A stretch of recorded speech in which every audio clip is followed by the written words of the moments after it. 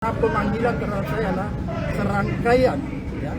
serangkaian dengan apa yang saya lakukan selama ini, yaitu memberitakan lewat podcast saya memberitakan dan menjadi forum diskusi untuk memberikan edukasi, pencerahan dan kritikan yang bersifat konstruktif agar supaya masyarakat paham tentang hak-hak dan kewajibannya.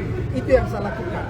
Oleh karena itu, kalau apa yang selama ini saya lakukan lewat podcast dianggap sesuatu yang punya nilai pidana sehingga saya dipanggil, maka ini adalah salah satu bentuk kriminalisasi terhadap pembungkaman kebebasan berpendapat dan kebebasan berekspresi. Dan yang paling berbahaya lagi, bahwa pemanggilan saya ini adalah sebuah tujuan proses ingin mempersempit adanya ruang demokrasi. Ini mengancam demokrasi kita. Oleh karena itu, menurut saya, peristiwa ini bukan tentang saya, tapi tentang nasib dan masa depan demokrasi, terlebih lagi masa depan kebebasan berpendapat dan berekspresi. Kira-kira seperti itu. Pak dilaporkan juga menuding jasa itu seperti apa, Pak? Dari podcast itu, Pak? Jadi podcast saya silakan Anda lihat ya, nonton semuanya.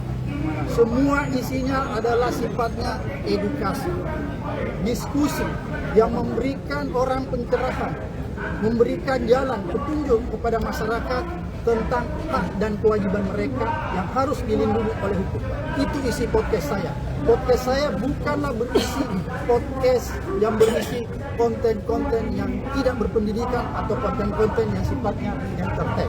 Kira-kira seperti itu. Pak, ini kan Bapak sebagai terlapor nih Pak dalam kasus ini. Nah nantinya apakah kan saat ini juga ada penyidikan? Apakah nanti kalau misalkan kepolisian itu menetapkan Bapak sebagai tersangka, Bapak seperti apa responnya Pak?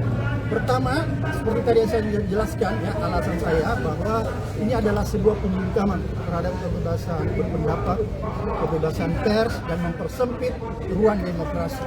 Oleh karena itu, kalau misalnya saja aparat hukum ini membabi buta menangani kasus pidana ini, maka saya pasti akan melawannya sampai kapanpun juga. Karena menurut saya ini bukan tentang saya, tapi tentang nasib seluruh rakyat Indonesia. Nasib seluruh rakyat Indonesia yang mendambakan kebebasan berpendapat dan ekspresi yang dijamin oleh konstitusi kita, agar supaya ruang-ruang demokrasi kita tidak semakin sempit. Kira-kira itu.